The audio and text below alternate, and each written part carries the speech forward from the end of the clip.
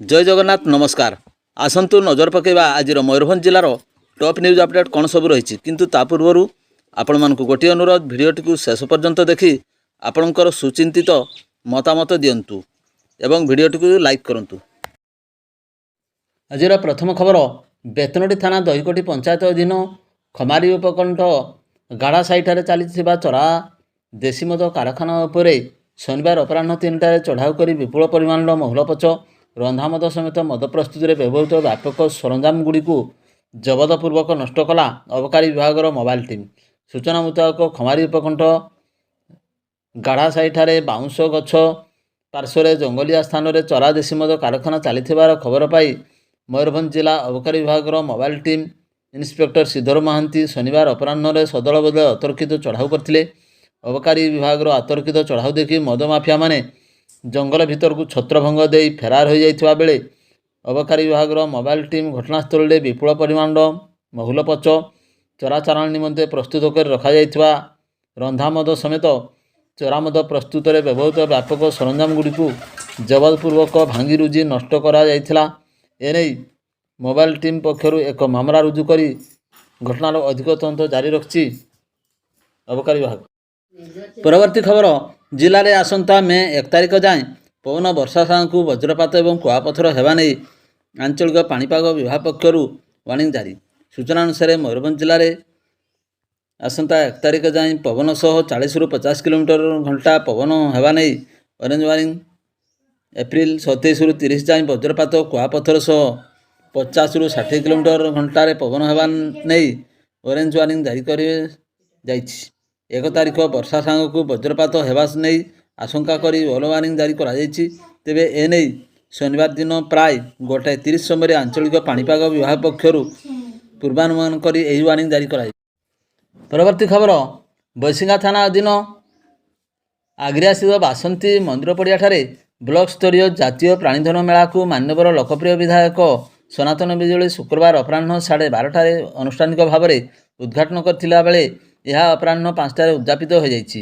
बेतनटी block प्राणीधन चिकित्सा अधिकारी doctor Ranjan Kumar सेठी सभापतित्व में आयोजित कार्यक्रम मुख्य अतिथि भाव में मान्यवर लोकप्रिय विधायक श्रीयुक्त बिजुली समेत सम्मानित अतिथि भाव में जिला परिषद सदस्य विश्वनाथ हेम्ब्रम, मंडल सभापति जीवन परिड़ा, अतिरिक्त जिला प्राणी चिकित्सा अधिकारी डॉक्टर गोपाल चरण बल, वैज्ञानिक डॉक्टर गुरुप्रसाद महांती एवं मुख्य वक्ता भाव में अतिरिक्त जिला प्राणी चिकित्सा अधिकारी डॉक्टर अर्धेन्दु पात्र जोग देथिले।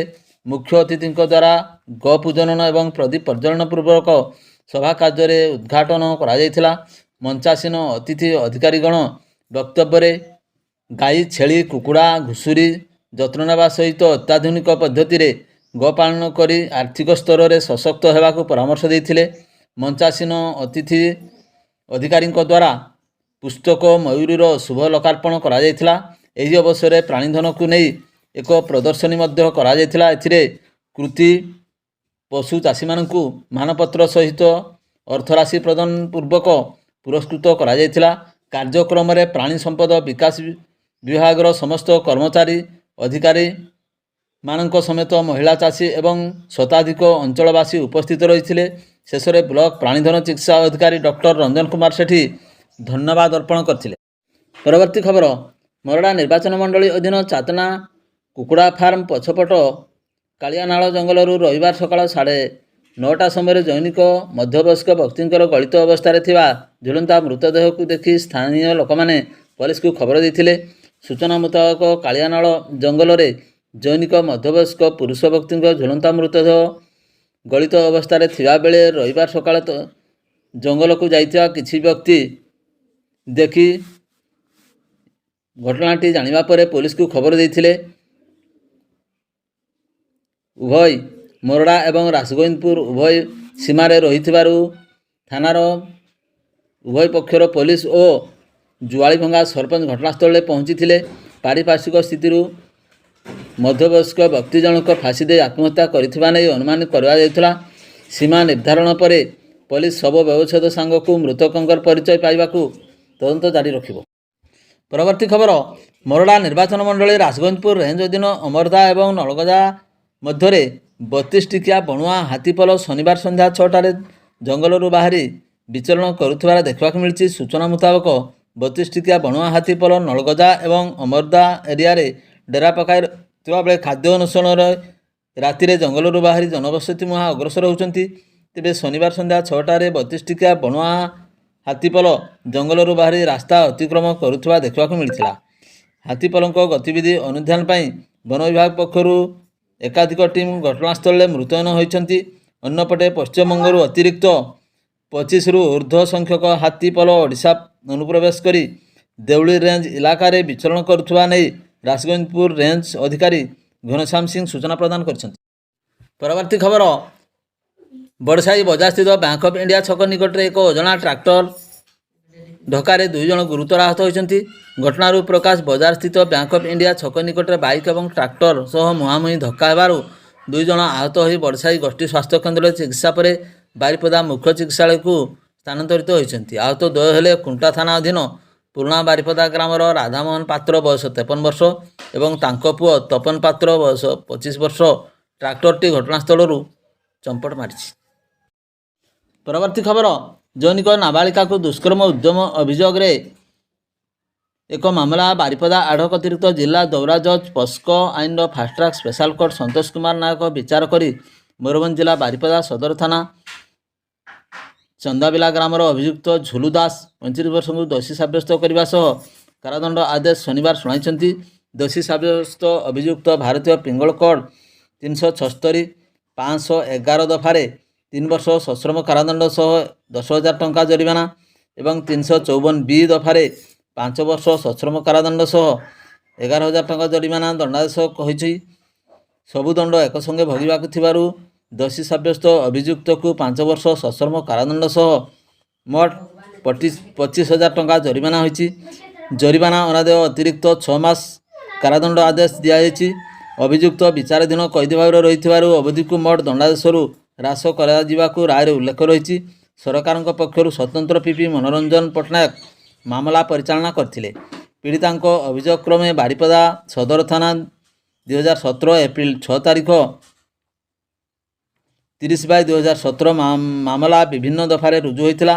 ଅଭିଯୁକ୍ତ ଅନୁଯାୟୀ ପୂର୍ବଦିନ ଅର୍ଥାତ୍ ଏପ୍ରିଲ 5 ତାରିଖରେ ପୀଡ଼ିତା ତାଙ୍କ ବଡ଼ ଭଉଣୀଙ୍କ ସହିତ ନଦୀରେ ଗାଧୋଉଥିବା ବେଳେ ନଦୀ କୂଳକୁ ଆସି ପିନ୍ଧା ପୋଷାକ ବଦଳ କରୁଥିଲେ।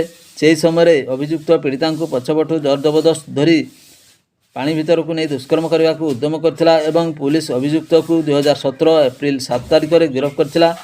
ଏହି ଘଟଣାରେ ତଦନ୍ତ କରି ପୋଲିସ 2017 ଜୁଲାଇ 26 ତାରିଖରେ ଚାର୍ଜସିଟ୍ ଦାଖଲ କରିଥିଲା ଏବଂ 2025 ଜାନୁଆରୀ 6ରେ ଚାର୍ଜ ଫ୍ରେମ୍ ହୋଇଥିଲା। ପରବର୍ତ୍ତୀ ଖବର, ବେତନଟୀ ବ୍ଲକର ବାହାର ଅଞ୍ଚଳରୁ ଅନୁପ୍ରବେଶକାରୀଙ୍କ ସଂଖ୍ୟା ବଢ଼ିବାରେ ଲାଗିଛି। କିଛି ମୁଷ୍ଟିମେୟ ବ୍ୟକ୍ତିଙ୍କ ବାହୁଛାୟା ତଳେ ରହି ମୁର୍ସିଦାବାଦ ଅଞ୍ଚଳରୁ ଆସୁଥିବା କମ୍ ବୟସର ପିଲାମାନେ ଏଠାରେ ଦୀର୍ଘ 20 ବର୍ଷରୁ ଅଧିକ ରହି ମିସ୍ତ୍ରୀ କାମ କରିବାଠାରୁ ଆରମ୍ଭ କରି ନିଜର ଘର ସଂସାର ମଧ୍ୟ କରିସାରିଲେଣି। ଏପରିକି ସେଠାରେ ଘରଭଡ଼ା ନେଇ ଭୋଟ ପରିଚୟପତ୍ର ଏବଂ ଆଧାର କାର୍ଡ଼ ମଧ୍ୟ କରିଥିବା ଜଣାପଡ଼ିଛି। ଦିନରେ ଫେରି କରିଥିବା ଏବଂ ରାତିରେ ଚୋରି କରିବାକୁ ପଛାଉନାହାନ୍ତି। ସେମାନଙ୍କ ଉପରେ କିଛି କଟକଣା ନଥିବାରୁ ସେମାନେ ନିର୍ଭୟରେ ଅସାମାଜିକ କାର୍ଯ୍ୟରେ ଲିପ୍ତ ରହୁଛନ୍ତି। ଘରଭଡ଼ା ଜଣକ ନାମରେ ହେଉଥିବା ବେଳେ ସେହି ଘରେ ଅତି କମ୍ରେ 20ରୁ ଅଧିକ ଲୋକ କଟାନ୍ତି ଏବଂ ସମୟ ସୁବିଧା ଦେଖି ଚୋରି କରି ଖସି ପଳାଇଯାଉଥିବାରେ ସକ୍ଷମ ହେଉଛନ୍ତି। ଫଳରେ ଚୋରି କରି ସେମାନେ ଧରା ପଡ଼ୁନାହାନ୍ତି। ଭଡ଼ା ଦେଇଥିବା ମାଲିକ ଅର୍ଥ ପାଇ ତୃପ୍ତି ନେଇ ମାସ ପୁରିଲେ ଘର ଭଡ଼ା ଆଦାୟ କରି ଆତ୍ମତୃପ୍ତି ଲାଭ କରୁଛି। ବେତନଟୀ ଅଞ୍ଚଳରେ କେତେକ ବ୍ୟକ୍ତି ବାହୁଛାୟା ତଳେ ରହି ସେମାନେ ନିର୍ଭୟରେ ସହିତ କାଳାତିପାତ କରୁଥିବାର ଜଣାପଡ଼ିଛି। ଅନୁପ୍ରବେଶକାରୀଙ୍କୁ ଘର ଭଡ଼ା ନ ଦେଇ ସେମାନଙ୍କର କବଳରୁ ବେତନଟୀକୁ ରକ୍ଷା କରିବାକୁ କେତେକ ବ୍ୟକ୍ତି ଘର ମାଲିକଙ୍କୁ ନିବେଦନ କରିଛନ୍ତି। ଏହି ଅନୁପ୍ରବେଶକାରୀମାନେ ବିଭିନ୍ନ ସମୟରେ ଚୋରି କରିବା ସହିତ ଅଘଟଣ ଘଟାଇ ଚାଲିଥିବା ମଧ୍ୟ ସେମାନଙ୍କୁ ଅନୁକମ୍ପା ପ୍ରଦର୍ଶନ କରାଯାଉଛି। ଏହି ଅନୁପ୍ରବେଶକାରୀ ବେତନଟୀର ପ୍ରାୟ 24ଟି ପଞ୍ଚାୟତକୁ ଅକ୍ତିଆର କରିଥିବା ଜଣାପଡ଼ିଛି।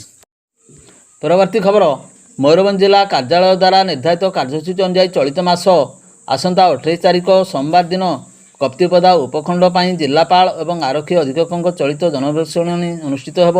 ଉପଜିଲ୍ଲାପାଳଙ୍କ ତତ୍ତ୍ୱାବଧାନରେ ତାଙ୍କ ସମ୍ମିଳନୀ କକ୍ଷରେ ଆୟୋଜିତ ହେବାକୁ ଥିବା ଏହି ଶୁଣାଣି କାର୍ଯ୍ୟ ପୂର୍ବାହ୍ନ 7 ଘଟିକାରୁ ଆରମ୍ଭ ହେବ। ଶିବିରରେ ଉପଖଣ୍ଡ ତଥା ବ୍ଲକସ୍ତରୀୟ ସମସ୍ତ ବିଭାଗୀୟ ଅଧିକାରୀଙ୍କ ଉପସ୍ଥିତିରେ ଶୁଣାଣି କରାଯାଇ ଅଭିଯୋଗଗୁଡ଼ିକ ଯଥାସମ୍ଭବ ସମାଧାନ ପାଇଁ ନିର୍ଦ୍ଦେଶ ଦିଆଯାଇଥାଏ। ସରକାରୀ ଯୋଜନାରେ କାର୍ଯ୍ୟକାରିତା, ଦୁର୍ନୀତି, ଜନସାଧାରଣ ଅସାମାଜିକ ସୁରକ୍ଷା ଆଦି ସମ୍ବଳିତ ବ୍ୟକ୍ତିଗତ ବା ସାମୂହିକ ସମସ୍ୟା ନେଇ ଏହି ଜନଶୁଣାଣି ଶିବିର ଅଭିଯୋଗ ଉପସ୍ଥାପନ କରାଯିବ। ଚଳିତ ମାସଠାରୁ ଜନସାଧାରଣଙ୍କ ସୁବିଧା ଦୃଷ୍ଟିରୁ ଅନଲାଇନ୍ ଆବେଦନ ବ୍ୟବସ୍ଥା କରାଯାଇଛି।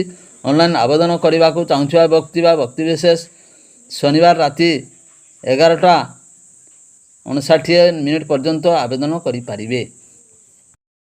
ଭିଡ଼ିଓଟିକୁ ଶେଷ ପର୍ଯ୍ୟନ୍ତ ଦେଖିଥିବାରୁ ଆପଣଙ୍କୁ ଅଶେଷ ଧନ୍ୟବାଦ।